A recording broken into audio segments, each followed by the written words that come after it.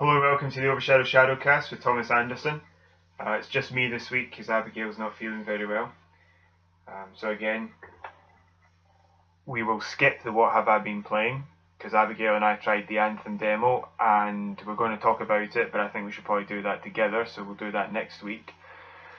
And the early release for Anthem is the 15th, so that fits in fine because that should be about the 10th that we talk about it. And we're going to skip what we've been playing and we're going to move straight to the news. So the first couple of pieces are quite small. The first one is Skyrim. There is a co-op mod for Skyrim. It's about to enter a closed beta. That's the phrase I'm using, so I annoy everyone or no one. So yes, this is exactly what it sounds like. It's a fan-made mod that allows you to play Skyrim with a co-op partner, two-player multiplayer. Now, you do have the Elder Scrolls Online for a cooperative sort of multiplayer Elder Scrolls, and I do actually heartily recommend that game because it's very cheap first purchase. I was able to get it on sale for £6. They do support it. There's a lot of things to do in that game. It's got a lot of content, and they keep adding more DLC packs in different areas, and I highly recommend that. But it's still not a single-player Skyrim game. It was never built to be. So if you want a co-op Skyrim adventure, a co-op Elder Scrolls game, then this seems to be the way to go about it. And if I'm being honest with you, this would be the biggest kick in the teeth for Bethesda, because they spent, well, I don't know, 50p making Fallout 76, and here we are with possibly a fan-made mod going to completely outdo them. So I think it was ZeniMax Studios made the Elder Scrolls Online, and now a fan-made mod is going to make Skyrim multiplayer for the PC, and I think possibly for consoles as well. That shows just how bad Fallout 76 is, how badly Bethesda got it wrong with Fallout 76. But we're not going to talk about that. We're going to talk about the fact that Skyrim, an amazing game that I put over 250 hours into without finishing either of the main stories, is about to be co-op. Fingers crossed, because it's going into closed beta at the minute. So hopefully that'll come out the other side working really well, and we'll have that experience. Because if you've been looking for an online Elder Scrolls game that functions like the previous Elder Scrolls games, not like a typical MMO, then, or even an MMO variant, then this is what you've been waiting for. So we'll keep our eyes on that, and fingers crossed that it's something worth talking about soon. The next story we've got, again, it's another small piece, is about a free-to-play game. A free-to-play game, Titanfall Battle Royale game, which will probably drop tomorrow. That's the title of the story. The reason for that was this particular story was a few days ago. Now, this is actually quite amazing because it's a Battle Royale game. It's called Apex Legends.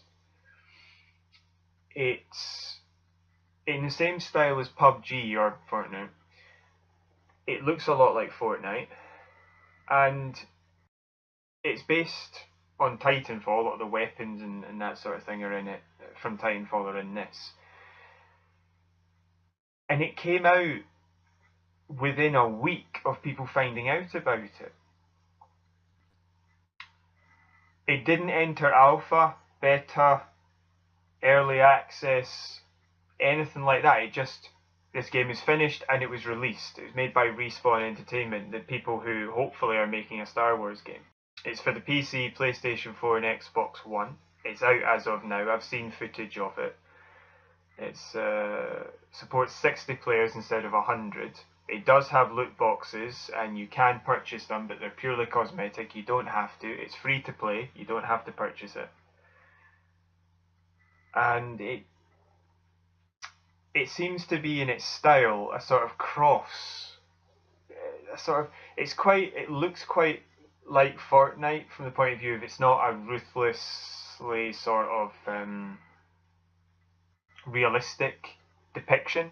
It's sort of future post-apocalyptic, or future middle of a war sort of design for the map. And the characters look a bit Fortnite-esque with their design, more so than the realistic characters that you can create in PUBG. I would say the weapons are more like PUBG. And each of the characters, I think there's 8 that I saw, some you have to purchase, some are free to start with. And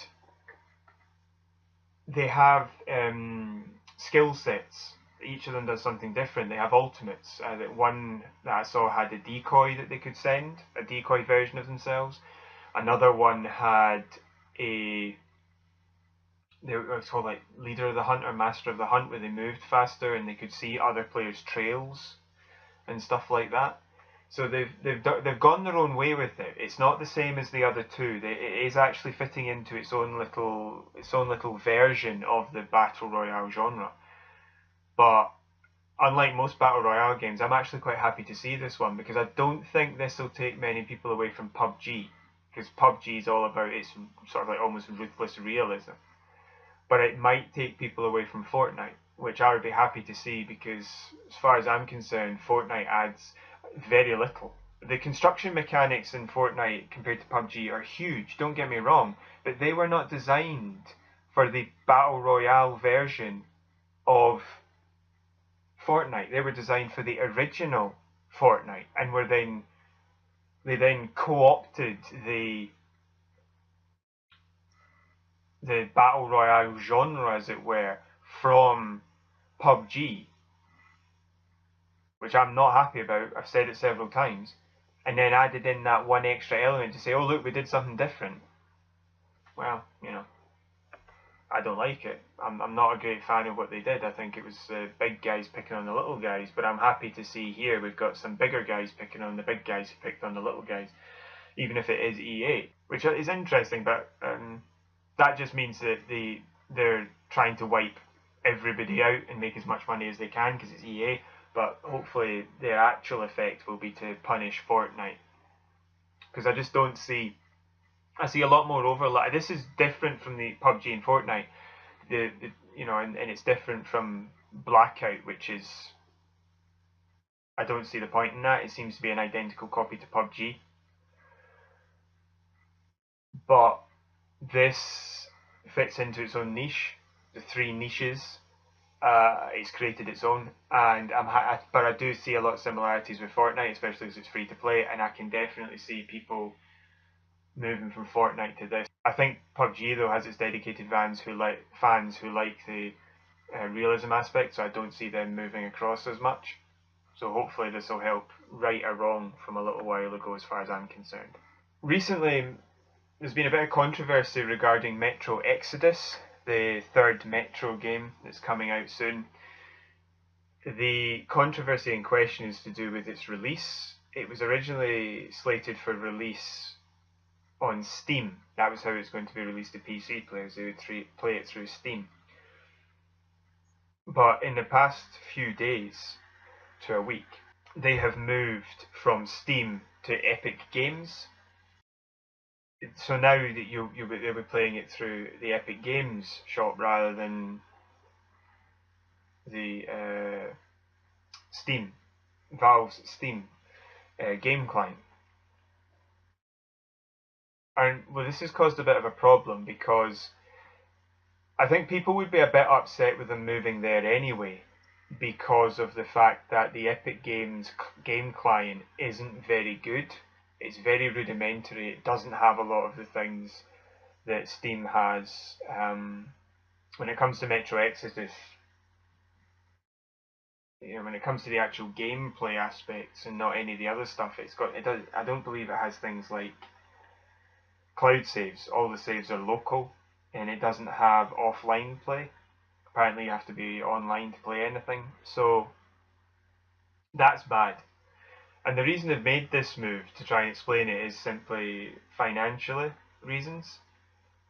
The split between Valve and the developer of the game, I think it's 25 or 20% goes to Steam and 75 to 80% goes to the developer from each sale.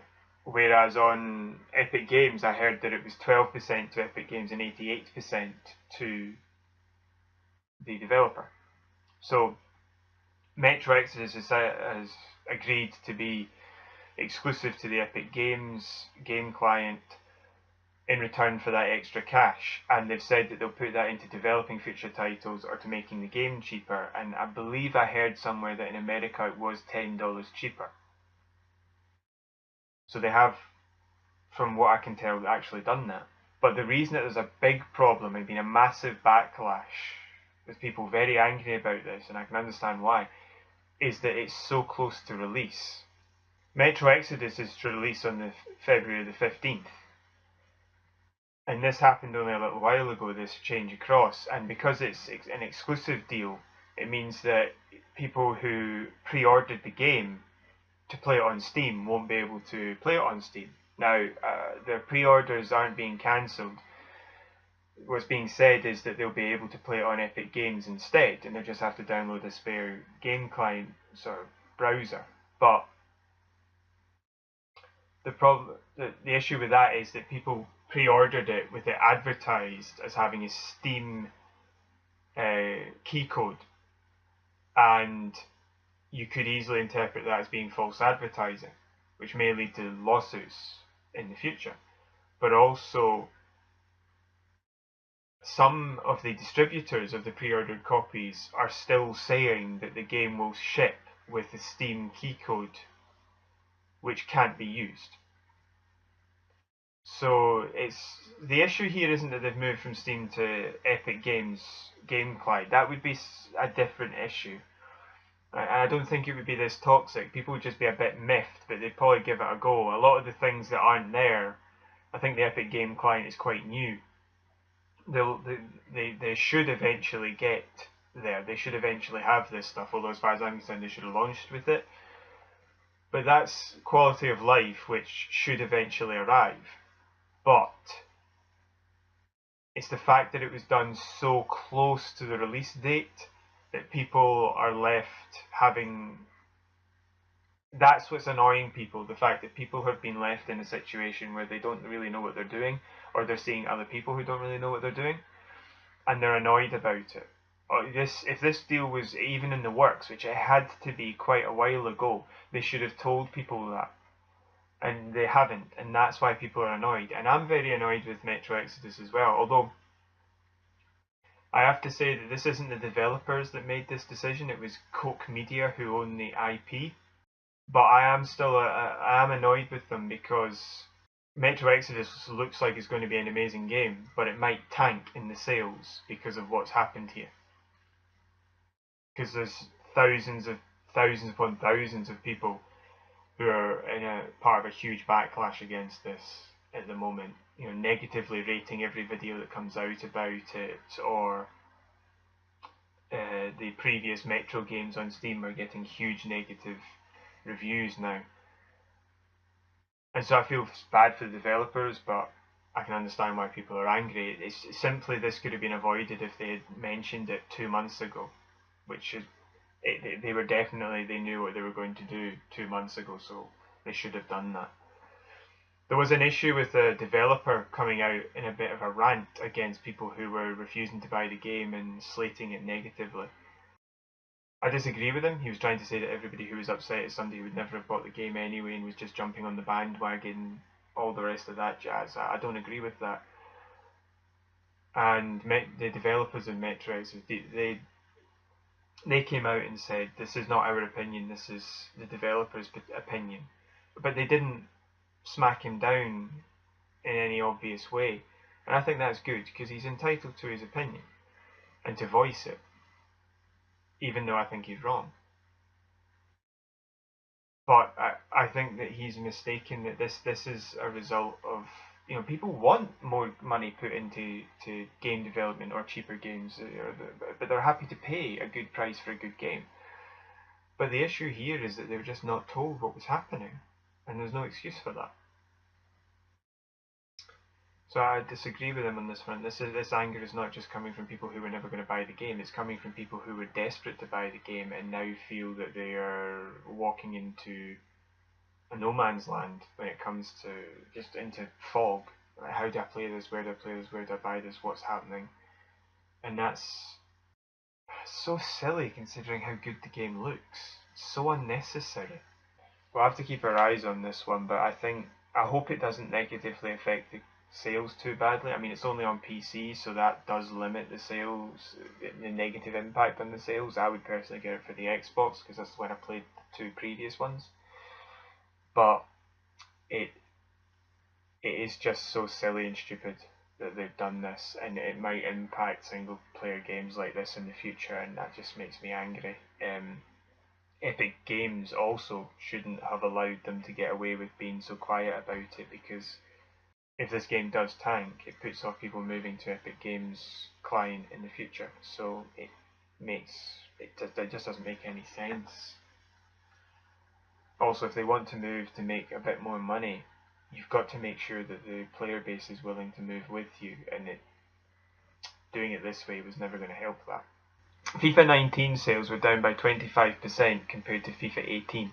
FIFA Ultimate Team brings EA $1 billion a year. That's where you can basically buy the loot packs to get random players to build your Ultimate Team. EA has crumpled beneath the mighty weight of righteous Belgium with regards to this loot boxes scheme for FIFA Ultimate Team, as they have removed them from FIFA in Belgium. So you see, this is all having a negative impact. The loot boxes scandal for EA, FIFA sales are down by 25%, Belgium has forced out loot boxes. EA has responded. They've said, while we are taking this action, removing the loot boxes, we do not agree with Belgian authorities' interpretation of the law, and we will continue to seek more clarity on the matter as we go forward. Now that's an interesting choice of phrase, to say seek clarity from an organisation that you disagree with when it comes to interpretation. But it's just an interesting word choice, that. They continue, the impact of this change to FIFA Ultimate Team in Belgium is not material to our financial performance. Now that is an even more interesting point, because, let's be honest, where's it come from? Why have they suddenly brought up their financial performance just because they're having to remove one aspect from one of their games in Belgium? The reason to that is quite simple. They know that's what everybody's thinking, so they have to try and get ahead of that and cut it off. Not successful, but that's what they've tried. And secondly, that is why the loot boxes are there. The loot packs that they've got are there to bring in the money. It's the only reason they're there. And that's why they've mentioned their financial performance. I mean, they know that it links to their financial performance. They know it negatively impacts them. That's why they've tried to get out in front of this, to stop a share price drop. But there's also a subconscious sort of Freudian slip here, that they know that it affects financial performance. So instead of thinking, well, let's not bring up financial performance, and that way people might not think about it, they've brought it up because to them that's the natural state of that's the natural link. The state of being is that this is all about financial performance. I understand companies have to be, viable and continue to grow, but there's viable and continue to grow and money grubbing. And they've been money grubbing for so long that all of their responses are in terms of money grubbing. And that's what's happened here. Now when it comes to the actual piece of news, FIFA down by 25%, that's because their games are rubbish and no different year on year. What's the point in buying them? And when it comes to Belgium removing the loot boxes, well, of course Belgium was going to remove the loot boxes. They were targeting children. These loot boxes are available for children to buy. They've been demonstrated in scientific research to be a form of gambling. So you're basically allowing children to gamble. They were always going to target that. EA might be based in America, but the rest of the world's not. We don't allow things like that to happen. So Belgium's moved in and gone, not happening. Belgium were the first country to start this. But there is no way in this shiny blue and green ball that they're going to be the last. There are several other countries, I think a dozen or two, looking into this. And EA's in trouble. You know, this $1 billion a year is a figure I got from them, sort of. I think it's a quote that one of them said, one of their executives said. I think I mentioned it last week. And they're in trouble if they start to lose that $1 billion. I mean, that $1 billion a year, because, like I think I mentioned it last week, a lot of the financial advisors are recommending that you hold EA stock, you don't buy it anymore, because they've calculated that the FIFA Ultimate Team has plateaued and is either going to stationary or collapse. And I'm not sure if that even takes into account loot boxes being banned. But if this is the case, then if it doesn't, then that's even worse. But even if it does, it just means it's not as bad. But they're still going to collapse because Belgium is first. If they hold fast against EA, then there's no reason for other countries not to do it. So it's a bad time for EA right now, because their loot boxes are becoming problematic. Anthem doesn't even have loot boxes in it. It's just got pay some money for this cosmetic. That's how, basically it's blind boxes are the problem, and blind boxes that help you win. And that's gambling, and that's the point here. They've had to remove them. They'll probably still put players in that you can buy, but the prices for some of the bigger players are going to have to be into the hundreds and hundreds, if not thousands of pounds to get the money back that people were spending. So it's a disaster for EA, this, because it's set down, if it holds, it sets a legal precedent that you can structure your laws to ban loot boxes. So this is good for me, this is good for gamers as far as I'm concerned. It's terrible for EA, which is probably why it's good for me and gamers. And they say that they're going to continue to seek clarity, but I think that's just because they know that the Belgians are correct. So this is really, really bad for EA, thankfully. I mean, I don't want people to lose their jobs, don't get me wrong, but EA can't function the way that it is. That's just a fact. It can't continue like this. It's preying on the weak and vulnerable, whether deliberately or not. Although with this weight of scientific evidence, I would have to suggest that there's a level of willful ignorance. So, good news coming out of Belgium regarding loot boxes, and hopefully Australia, UK, America, France, Holland, other countries that I think I heard were trying to ban them will do so, because I also feel a wee bit sorry for other like mobile games that use loot boxes, or even other smaller games which use loot boxes, blind boxes, which worked fine. EA's actions with Battlefront 2's collapsed that industry, but they should never have been doing that as far as I'm concerned.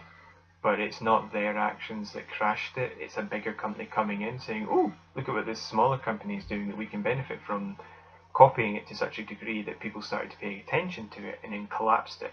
Still happy that happened, but these people haven't even, the smaller people who were doing it originally haven't even been hoisted by their own petards. They've just been, somebody's shone a bright light on them and they got hit with the splash damage.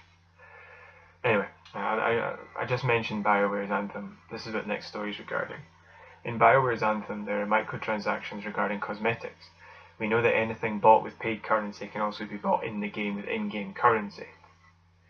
But with no understanding of the economy, how it works, so how much money you get from each mission that you do, and then how much things will cost, we don't know whether or not the task of earning enough in-game currency will be a grind fest or not. Whether or not it'll be a natural fluid progression, or whether or not you just have to keep repeatedly doing things to get enough money. Therefore, pushing you towards spending real money. Especially when you consider the fact that the currency in the game has to be used for other things as well. The only evidence we have so far is a screenshot that's been leaked that indicates that when you take into account the microtransaction cost, or real money, that a Javelin cosmetic pack will cost, I think it was 2,000 crystals, these purple crystals that look like they came from Turok, which in exchange rate is $20 or probably will be about £16. Now, we don't actually know if that's how much it will cost, because when asked about it, they came out and said that that screenshot is from the old balance of the economy and it's been changed. But we don't know, it's outdated prices basically, but what we don't know is whether or not those prices have gone up or down, or if the change is of a significant nature. Because if it's 1900 instead of 2000, that's not really that big a deal, is it, when it comes to changes? Microtransactions like this are quite bad, because if they're egregious, anywhere near the prices that they're stating that they've changed them from, then they're very similar to the prices in like the Fallout 76 Anthem shop. People don't buy anything through the microtransaction system. Anybody who's on the fence about the game sees the money grubbing microtransactions, and it turns them away from not just spending in the microtransactions shop or whatever it is they have in that particular game, but it turns them off buying the game at all. Because those games have a bad reputation.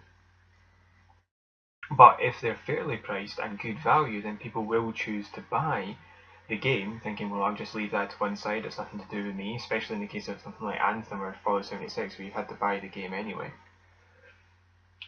And other people who really enjoy the game, especially if it's free to play, will buy one or two of them to say, you know what, I enjoyed this game, I'll buy that, that makes me feel good. And that's a healthy relationship. The egregious ones aren't. When you get good value, it doesn't feel like a rip-off.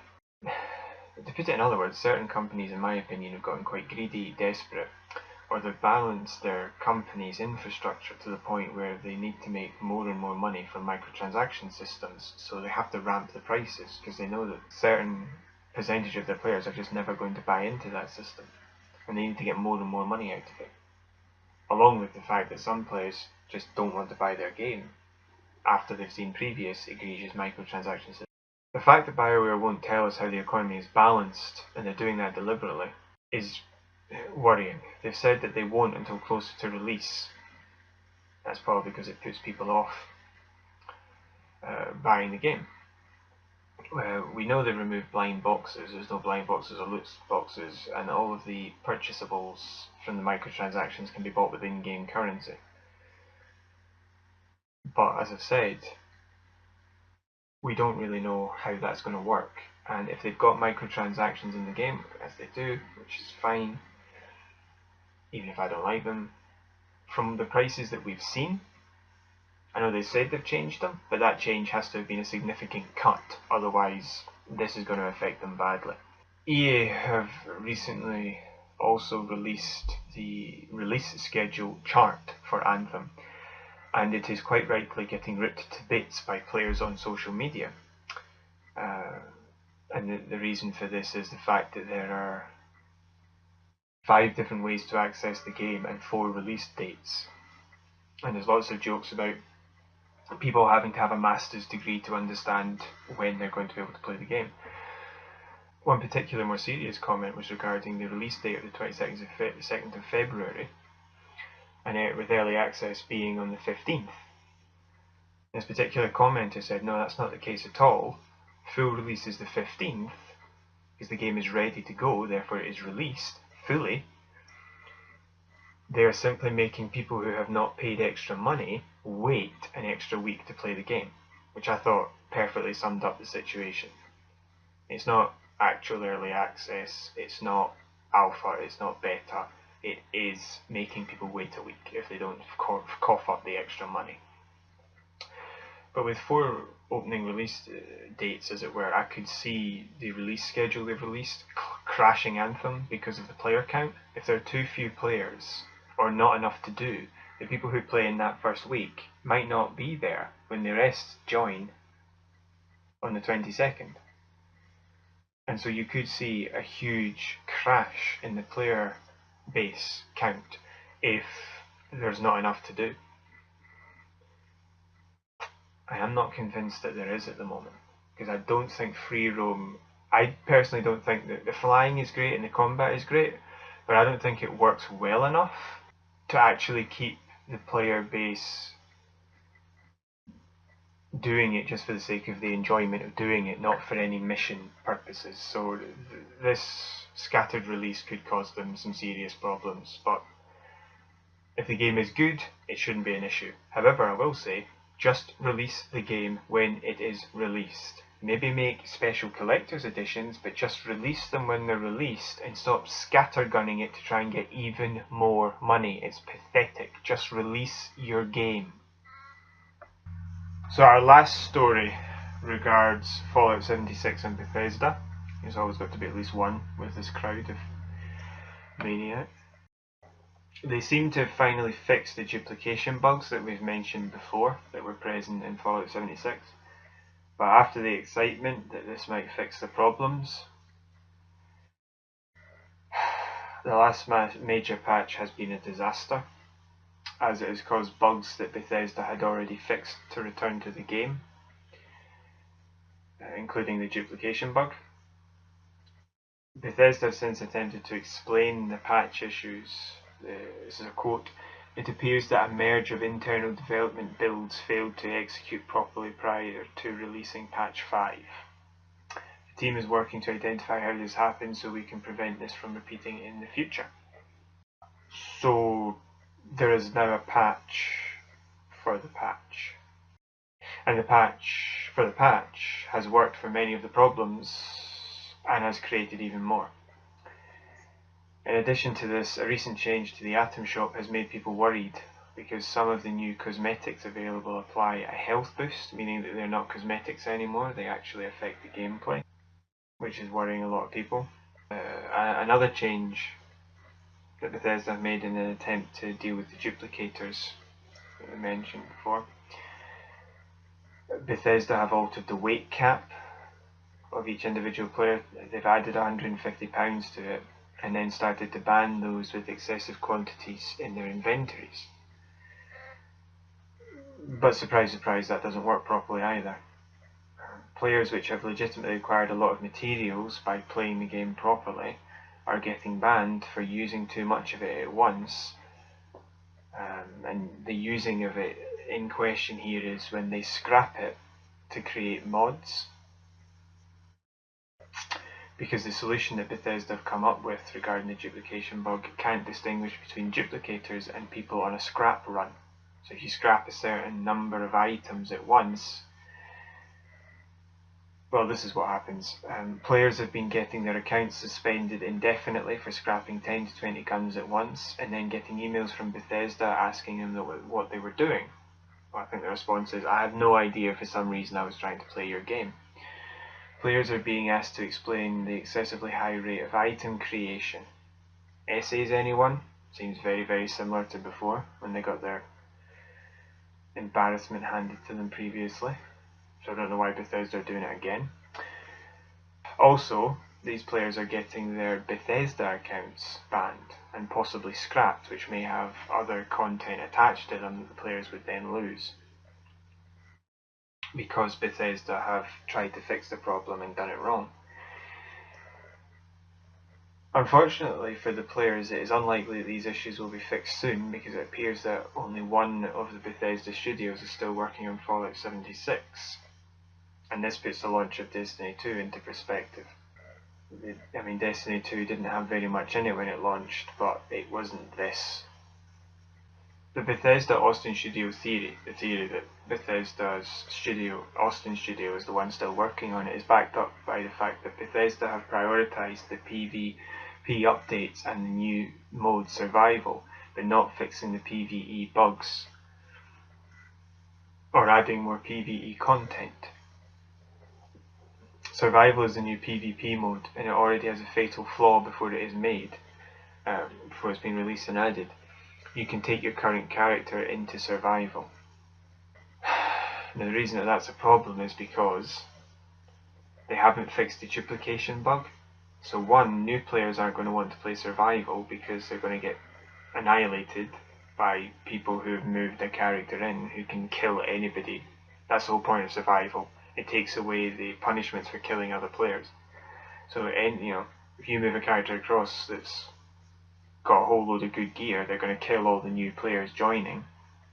So they'll have to play the other mode first, Secondly, the duplication bug hasn't been fixed, so anybody who's using the duplication bug or used it in the past, because they haven't actually got rid of the, as I said, they haven't found a way of getting the duplicators out or removing the advantage that they have. Those players they're going to move across still able to do hundreds of thousands of units of damage a shot. So they're going to be emperors of this new survival mode, which isn't going to work properly.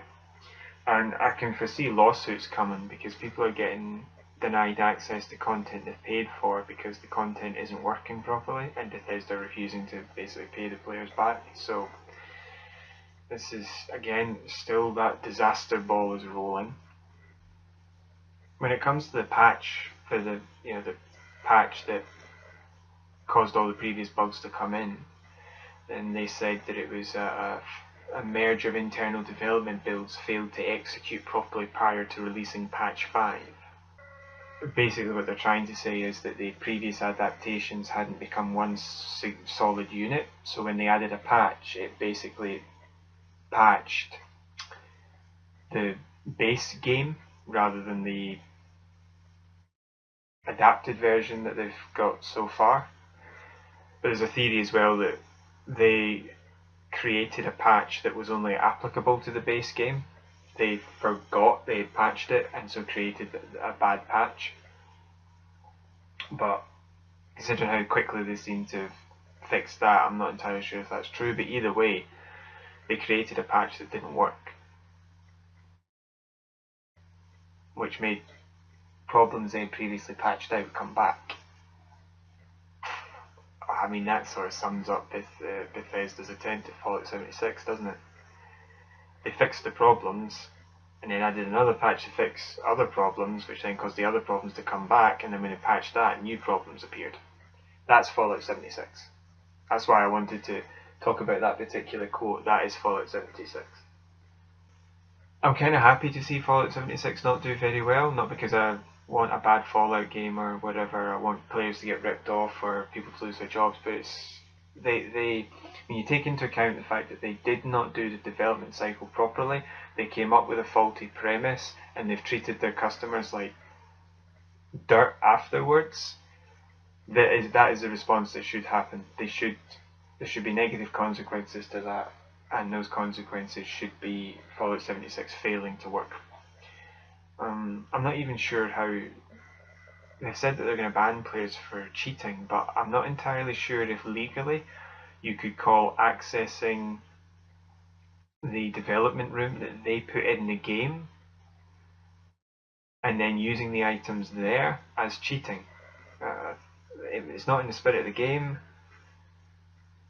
You know, they could punish those players in some way, but denying them access to their content, I'm not sure if legally speaking that's applicable in this scenario. I mean, they're manipulating bad design. They're not actually hacking the game itself. I'm not entirely sure how. I mean, that would be like claiming that it's cheating to really try when you take a penalty in a football match just because the keeper's only got one arm. You know, it's a scummy thing to do, but it's not technically against the rules. So I don't know if banning them legally, because people have paid for access here, this is not free to play. I'm not so sure how well that's going to work for Bethesda. And then the fact that they're banning everyone in Sundry by mistake as well is going to lead to problems down the line, especially if the players who have put in that much time lose their progress. Because if you've actually got that amount of gear by playing the game, then you've put in a lot of time, and those are the players you don't want to be chasing away Bethesda. So I don't know where Bethesda's playbook on this comes from, but it might be they just don't have one, because when it came to previous Bethesda games, people were a little bit more lenient on them at certain points. So maybe they just don't have responses. They don't know how to fix it when it goes this bad because they've not had to do that in the past. But they need a new playbook when it comes to something going wrong, because what one they're using at the minute is insane. You know, similar to EA with Battlefield 5, well, if you don't like it, don't buy it, or Metro Exodus, you know, where we're going to tell you 2 minutes before release that we're moving to another game client, even though we've been selling it to you knowing full well that it wasn't going to be available on the game client we were previously on. But how is that not going to result in a lawsuit? I mean, it's just, whenever a big company seems to be involved, which is not the case for the developers of Metro Exodus, but the people who own the IP, just stupid decisions seem to get made. It's like the people making them don't live in the real world. I've seen it as well with EA, with loot boxes. That was never ever going to work out in EA's favour, and yet they still tried to pretend it would, because they genuinely thought it would. So Bethesda, I would like to see, I've mentioned Destiny 2 in this story, I'd like to see what Bungie does with future content for Destiny, because if they seem to really do it well with Forsaken, people really got turned around and headed back to the game because of that. And that was when Bungie were basically allowed to do what they wanted to do, because they had got it into their heads that they needed to try and get out of this deal with Activision. So if they can get into their own wee space again and make Destiny content on their own terms, and it works, it demonstrates that the big companies are just out of touch with reality. Anyway, well, that's all the news for this week, and I hope you enjoyed it. You can like and subscribe below the video, and you can leave a comment as well, and you can also follow us on Facebook at overshadow.shadowcast, or you can contact us through email at overshadow.shadowcast@gmail.com. Next week, hopefully Abigail's feeling better and she'll be back, and we'll be able to talk about the Anthem demo that we played, and we'll keep our eyes open for some of the stories that are currently unfolding. The Metro Exodus story, what's going to happen with more Fallout, and Anthem's release, which is coming up as well. Interesting that both Metro Exodus is... Maybe that's why... Sorry, a side note here, maybe that's why Metro Exodus... Maybe that's why Anthem is early release in inverted commas for the 15th, to try and interfere with Metro Exodus's release. We'll keep our eyes open in the next couple of weeks for their sales figures to see how well they do. Anyway, I hope you enjoyed this podcast. We'll see you next week. Bye.